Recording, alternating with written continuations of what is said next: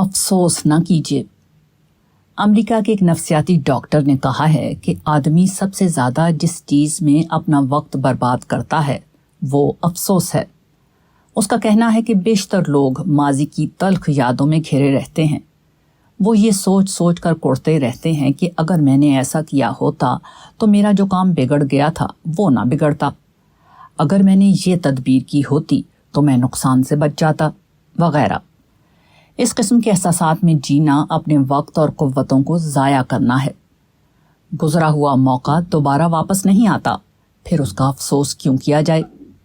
مذکورہ ڈاکٹر کے الفاظ میں بہترین بات یہ ہے کہ ہر ایسے موقع پر آپ یہ کہیں کہ اگلی بار میں اس کام کو دوسرے ڈھنگ سے کروں گا۔ Next time I will do it differently. جب آپ ایسا کریں گے تو آپ گزرے ہوئے معاملے کو بھول جائیں گے۔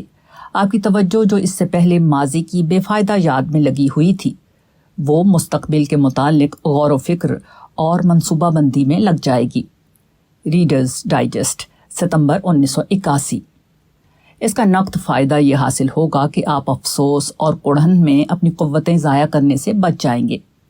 جو چیز اس سے پہلے آپ کے لیے صرف تلخ یاد بنی ہوئی تھی وہ آپ کے لیے ایک قیمتی تجربے کی حیثیت اختیار کر لے گی، ایک ایسا تجربہ جس میں مستقبل کے لیے سبق ہے، جس میں آئندہ کے لیے نئی روشنی ہے۔ افسوس یا غم بیشتر حالات میں یا ماضی کے لیے ہوتے ہیں یا مستقبل کے لیے۔ آدمی یا تو کسی گزرے ہوئے نقصان کا افسوس کرتا رہتا ہے یا ایسے واقعے کا غم جس کے متعلق اسے اندیشہ ہو کہ وہ آئندہ پیش آئے گا، مگر یہ دونوں ہی غیر ضروری ہیں۔ جو نقصان ہو چکا وہ ہو چکا، اب وہ دوبارہ واپس آنے والا نہیں، پھر اس کا غم کرنے سے کیا فائدہ؟ اور جس واقعے کا اندیشہ ہے وہ بہرحال ایک امکانی چیز ہے، اور بہت کم ایسا ہوتا ہے کہ آدمی جس خطرے کا اندیشہ کرے وہ عین اس کے اندیشے کے مطابق پیش آ جائے۔